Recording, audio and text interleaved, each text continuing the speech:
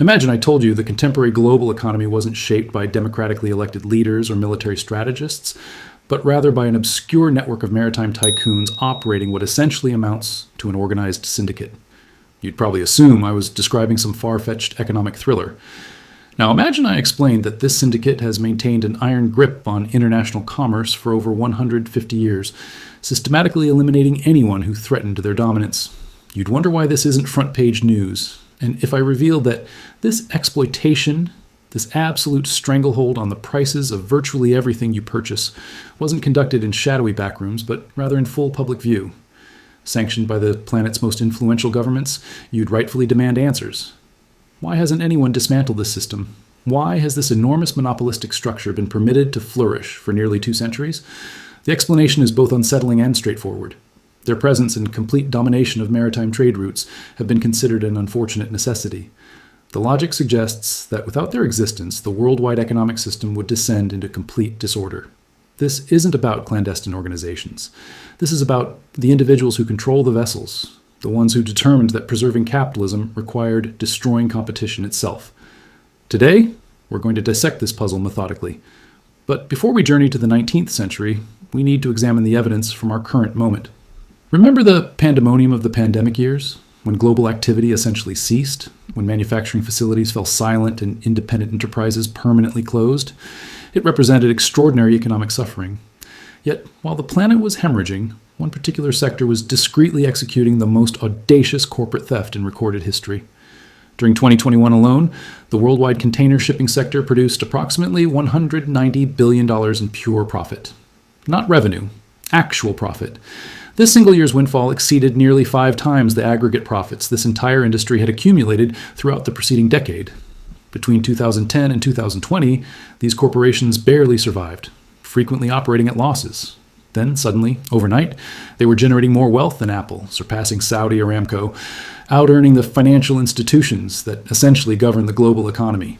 The profit margins were absolutely grotesque. Prior to the shutdown, transporting a standard 40-foot container from East Asian production centers to European or American ports cost somewhere between $1,000 to $2,000. A mundane, predictable expense, but as the world economy reawakened and consumer demand surged, that price didn't gradually increase. It detonated. By late 2021, the spot market price for that identical container had rocketed to $15,000. In desperate situations, it reached $20,000. A tenfold multiplication in transportation costs. And what did consumers receive for this premium? Did vessels move faster? Did service improve? Absolutely not. Service reliability plummeted catastrophically. Ships experienced delays spanning weeks. Merchandise deteriorated in harbors and supply networks fractured. The shipping corporations observed this chaos and essentially shrugged with indifference. They attributed everything to the virus, to truck driver shortages, to congested ports. But the financial data reveals something different. Now, while their service collapsed, their operating margins, traditionally hovering around 3 or 4%, suddenly catapulted to 56%. This wasn't inflation. This represented systematic price exploitation on a global scale. The circumstances became so blatant that even leaders of supposedly free market nations felt compelled to respond. President Biden appeared before cameras in June 2021, displaying genuine anger, and mandated a federal investigation into the maritime shipping sector. He highlighted that oceanic commerce no longer operated as a free market. It had become controlled by 3 colossal alliances, commanding upwards of 80% of worldwide shipping capacity. He employed terminology rarely heard when discussing multinational enterprises. He alluded to coordinated manipulation. Throughout Europe, the outcry reached similar intensity. Exporters protested they were being held captive, forced to pay extortion to transport their merchandise. The public narrative shifted. Individuals started employing words like syndicate, monopoly, organized crime. They demanded governmental intervention and corporate dissolution. But amid this populist fury, a subdued chorus of economic scholars and industry veterans emerged to whisper an uncomfortable truth. They cautioned that while we might despise the pricing, we fundamentally cannot function without the cartel structure. They contended that if we actually succeeded in fragmenting these organizations, if we imposed authentic cutthroat competition upon maritime commerce, the outcome wouldn't produce lower prices. It would trigger catastrophic instability that would make 2021 appear trivial. To comprehend this ominous warning, and to understand why governments have tolerated this monopolistic structure for generations, we must abandon the contemporary era. We must grasp this particular economic pathology that afflicts the shipping industry. a pathology that renders normal competitive dynamics impossible. To witness it, we must travel backward to the moment these monsters were birthed, to the latter portion of the 19th century. Within mere decades, two developments fundamentally shattered the economics of maritime commerce. The first involved perfecting the steam engine. For millennia, trade had remained hostage to wind patterns. A vessel might depart London destined for Bombay and arrive 3 months later, or perhaps 6 months later, entirely dependent on weather. But steam propulsion transformed everything. Suddenly, vessels could navigate direct routes irrespective of wind. They operated faster, carried more cargo, and maintained reliable schedules. The second development was the inauguration of the Suez Canal in 1869. Through one stroke of engineering brilliance, the distance separating Europe from Asian riches was slashed by nearly 50%. The hazardous journey circumnavigating Africa was replaced by a shortcut traversing desert terrain. On the surface, this appeared to inaugurate a golden era. Efficiency was skyrocketing. Transportation expenses were plummeting. But paradoxically, this technological miracle generated an economic catastrophe. The efficiency improvements arrived too massively, too rapidly. A steam-powered ship could complete 3 round trips in the duration required for a sailing vessel to complete 1. The effective supply of shipping capacity exploded virtually overnight. It resembled suddenly opening 100 massive supermarkets on a street with demand sufficient for only 10. The result was absolute carnage. Shipping rates didn't merely decline, they collapsed entirely. Companies engaged in suicidal pricing warfare, undercutting competitors to the point where they were transporting cargo at losses simply to keep vessels operational. They were hemorrhaging capital. Bankruptcy waves rippled through London, Liverpool, and Hamburg. The free market, in its most pure manifestation, was annihilating the very infrastructure supporting global trade. Amidst this chaos, during August 1875, the industry's captains decided they'd experienced enough. In a discreet, smoke-filled chamber in Kolkata, the leadership of major British steamship operations, running the lucrative UK-India route, convened secretly. They'd grown exhausted from the pricing wars. They looked around that table and recognized that their genuine adversary wasn't the ocean, and it wasn't the merchants. It was each other. In that room, they posed a question that would fundamentally alter economic history. Why are we destroying ourselves fighting over scraps when we could agree to prosper collectively? And thus, the Kolkata Conference was established. To the public, it was presented as a professional trade association dedicated to improving safety standards. But in actual practice, it represented the world's inaugural major shipping cartel. The conference members agreed to immediately cease price competition. They established uniform rates for all freight, guaranteeing comfortable profits. They allocated sailing schedules so vessels wouldn't overlap. They transformed a chaotic, competitive marketplace into a disciplined, managed oligopoly. The concept was brilliant in its simplicity, and it proliferated like a contagion. Within several decades, shipping conferences, a polite euphemism masking cartels, controlled every major trade route across the planet. By the early 20th century, over 360 of these conferences existed. The Far Eastern Freight Conference controlled commerce between Europe and Asia. The Transatlantic Conference governed routes to America. They carved up the world map. But merely agreeing on pricing wasn't sufficient. Greed represents a powerful motivator, and in high-stakes shipping, temptation always existed for cartel members to cheat, to secretly offer reduced rates to steal major customers, or worse, for new independent outsiders to enter the marketplace and undercut the cartel's inflated prices. To maintain their iron grip, the conferences developed a weapon system of economic warfare. They didn't employ guns or physical violence. They utilized economic mechanisms to suffocate their adversaries. The first weapon was termed the fighting ship. This represented predatory pricing, weaponized to perfection. Imagine you're an ambitious, independent entrepreneur. You purchase a vessel and decide to establish a service between London and Hong Kong. You observe the cartel's elevated prices and recognize you can offer rates 20% lower while still generating profit. But the instant your ship docks to load cargo, the cartel strikes. They would deploy a fighting ship, a vessel specifically designated to shadow your movements. Wherever your ship docked, the fighting ship would dock immediately adjacent. It would offer to transport the identical cargo for half your quoted price, sometimes without charge. The fighting ship operated as a suicide mission, hemorrhaging money with every nautical mile, but the cartel possessed a massive war chest subsidized by monopoly profits from all their other vessels on all their other routes. They could afford sustained losses on this single ship for months, even years. You, the independent operator with one ship and a bank loan, could not. You'd bleed financially dry within weeks. Once you were bankrupted and your ship sold for scrap, the fighting ship would vanish and rates would immediately shoot back to monopoly levels. It was brutal, ruthlessly effective at ensuring no new competition ever survived infancy. But what if the competitor possessed strength? What if powerful merchants decided to band together to fracture the cartel? For that scenario, the conferences invented their second and perhaps most diabolical weapon, the deferred rebate system. This represented the chain binding global merchants to the cartel's will. The conference would approach a shipper, say a tea merchant in Ceylon or a textile exporter in Manchester, and present a deal. Ship exclusively with us, they'd propose, and we'll provide a 10% cash rebate on all your freight expenses at year's end. To a merchant operating on razor-thin margins, 10% represented a fortune. But there's a condition. We don't pay you the rebate immediately. We hold it for a deferral period of 6 months. And if during those 6 months or the 6 months following, you ship even a single crate with a competitor, you forfeit the entire accumulated rebate. It was a golden handcuff. The merchant was perpetually owed money by the cartel. To abandon the cartel meant walking away from a significant chunk of their own past profits. It rendered switching to a competitor financial suicide. Even if a new shipping line offered a lower price, the merchant couldn't accept it because the penalty of forfeiting the accumulated rebate was prohibitively high. The cartel had effectively privatized the customer base. And finally, to prevent internal squabbling among cartel members themselves, they employed a mechanism called pooling. This was the ultimate safeguard against greed.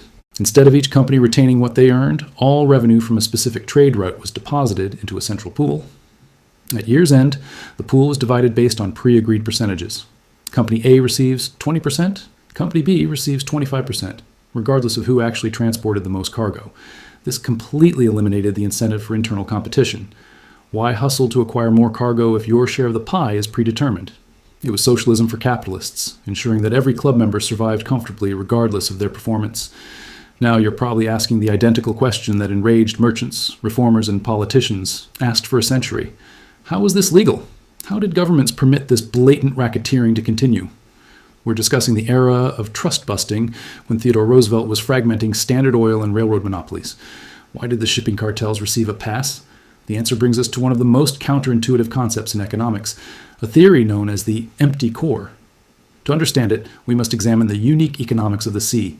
Shipping is an industry with massive sunk costs. To enter the game, you must spend millions, today billions, constructing a ship. That money is gone, literally sunk into steel. Once you possess the ship, the cost of actually operating it is relatively fixed. It costs nearly the identical amount of fuel and crew wages to sail a ship full of cargo as it does to sail it half empty. This creates a dangerous incentive. If there exist too many ships and insufficient cargo, a situation called overcapacity, every shipping line panics.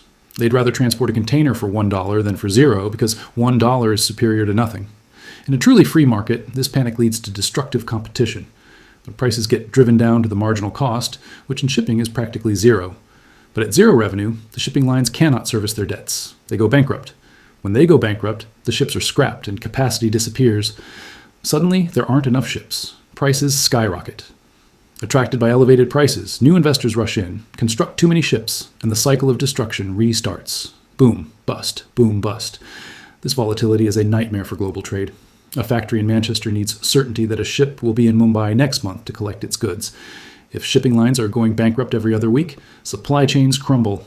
So the governments of the world looked at the cartels, investigated them, Britain in 1909, the United States in 1912, and they all reached the same startling conclusion. The cartel is a necessary evil. The Alexander Committee in the U.S. Congress stated plainly in 1914 that open competition in shipping was impossible. It would lead to instability that would damage trade more severely than high prices. So, with the Shipping Act of 1916, the United States granted shipping cartels extensive immunity from antitrust laws. They legalized the Mafia because the alternative was anarchy. They decided that it was preferable to be robbed by a stable monopoly than to rely on a chaotic free market that might not deliver goods at all. For most of the 20th century, this arrangement held. The conferences kept rates elevated, but they provided the stability that allowed global trade to flourish. They constructed the massive fleets that transported the coal, grain, and steel that built the modern world. But as the century turned, the model began fracturing. The rise of containerization in the 1960s and 70s required massive capital investment. The old gentlemanly clubs were too sluggish to adapt. New aggressive players from Asia like Evergreen and Maersk began challenging the old order. The pressure on the old cartel system began mounting. Then came the European Union. Brussels decided that the era of the legalized monopoly had to end. After years of wrangling, the EU finally repealed the block exemption for shipping conferences in 2008. They declared that the old system of price fixing was illegal on European routes. The United States followed suit with similar reforms. It seemed like the era of the shipping barons was finally over. The regulators patted themselves on the back, believing they had finally slain the beast. Or so we thought. The shipping lines knew something the regulators didn't. They knew that the empty core problem hadn't disappeared just because the laws had changed. The fundamental economics of the industry were still identical. They knew that if they actually competed with each other, they would all bleed to death. So they evolved. They didn't disappear, they just changed their shape. They stopped calling them conferences and started calling them alliances. Instead of fixing prices explicitly in smoke-filled rooms, which was now illegal, they formed massive operational partnerships. They went to the regulators and said, look, we aren't colluding on price. We're just sharing ships to be more efficient. If Maersk has a ship going to Shanghai that's half empty, and MSC has a ship going to Shanghai that's half empty, why don't we just put all the cargo on one ship? It saves fuel, it's better for the environment, and it lowers costs. The regulators, blinded by the logic of efficiency, agreed. They approved the formation of these alliances. It was the greatest sleight of hand in corporate history. Today, instead of hundreds of competing companies, the entire global ocean is controlled by three major alliances: the 2M Alliance, the Ocean Alliance, and the Alliance. Together, these three groups control over 80% of the world's container capacity. On the Trans-Pacific route between Asia and the United States, their control is even tighter, nearing 90%. It is an oligopoly even more concentrated and powerful than the conferences of the 19th century. Here is why this is dangerous. When you have 300 companies, it's hard to coordinate. Someone always cheats. But when you have only 3 major players, you don't need a secret meeting to coordinate. You just need to watch what the other guy is doing. If Alliance A raises prices, Alliance B and C see it instantly. They can keep their prices low and try to steal market share, or they can match the price hike and enjoy the extra profit. Because there are only 3 of them, and because they all understand the danger of a price war, they almost always choose to match the hike. It's called tacit collusion. It's perfectly legal and it's devastatingly effective. Which brings us back to the crime scene of 2021. When the pandemic hit, demand for goods momentarily dropped and the shipping lines panicked. But this time, they didn't slash prices to fight for scraps. Instead, they acted in lockstep. They utilized a strategy called blank sailings, industry jargon for canceling a scheduled voyage. The alliances canceled hundreds of voyages. They parked their ships in quiet harbors. They artificially restricted the supply of shipping capacity. Then, when demand roared back as consumers started purchasing home fitness equipment and outdoor furniture with their stimulus checks, the ships didn't return immediately. The alliances kept capacity tight. They squeezed the supply just as demand was exploding. Because they effectively controlled the entire market, there was no outsider who could rush in and offer a lower price. The merchants were trapped. If they wanted to move their goods, they had to pay whatever the alliances demanded. The result was the $15,000 container. The result was the $190 billion in profit. It wasn't an accident of the free market. It was the payoff from 150 years of consolidation. It was the empty core theory weaponized. The shipping lines proved that by restricting supply, they could make infinitely more money than by competing for volume. The shipping mafia had learned the ultimate lesson of empire. True power is not about having the best product or the lowest price. True power is about control. Control over the capacity, control over the schedule, and control over the lifeline of the global economy. And as the profits rolled in, they didn't lower prices. They used that cash to buy up the competition. They bought the terminals, the warehouses, the logistics companies, and even the cargo planes. They used the windfall from the crisis to vertically integrate, ensuring that in the next crisis, their grip on the global supply chain would be even tighter. They are no longer just shipping companies. They are end-to-end logistics integrators, giants that tower over even the governments that are supposed to regulate them. So where does this leave us? We are trapped in a dilemma that has no easy answer. A paradox that sits at the very heart of capitalism. On one hand, we have a cartelized industry that extracts massive rents from the global economy. Every time you buy a phone, a t-shirt, or a car, you're paying a tribute to these shipping lords. They have the power to strangle nations, to spark inflation, and to pick winners and losers in global trade. They operate as a shadow government, unelected and unaccountable, imposing their will on the flow of goods that keeps civilization running. On the other hand, the history of the 19th century warns us that breaking them could lead to a volatile, unreliable system, where ships don't sail and goods don't move. If we were to smash the alliances tomorrow, if we were to force every ship to compete on a razor's edge, we might enjoy lower prices for a brief period. But eventually, the empty core would strike. Bankruptcies would follow, capacity would vanish, and we would face shortages that would make 2021 look like a dress rehearsal. We seem to have a choice between two poisons, the tyranny of the monopoly or the chaos of the free market. This is the ultimate example of economic empire. It is a structure of power that operates above the level of the nation-state. It is a reminder that the free market is often a myth, a fairy tale we tell ourselves to mask the brutal realities of power and control. The shipping cartels are the architects of the modern world, the invisible hands that built the bridge between the manufacturing centers of the East and the consumers of the West. They didn't do it out of charity, they did it for profit. And when the system buckled, they didn't share the pain, they capitalized on it. The next time you see a massive container ship gliding into a port stacked high with colorful metal boxes, don't just see a vessel of trade. See it for what it truly is, a monument to the invisible empire that owns the ocean, an empire built on a handshake in Kolkata, fortified by the laws of nations, and paid for by you. The question isn't whether we can destroy them. The question is whether we can afford to live without them. Subscribe now and stay ahead. When history is written, you'll be one of the few who saw it coming. If you think there's something we missed or a topic you want us to cover, let's discuss it in the comments.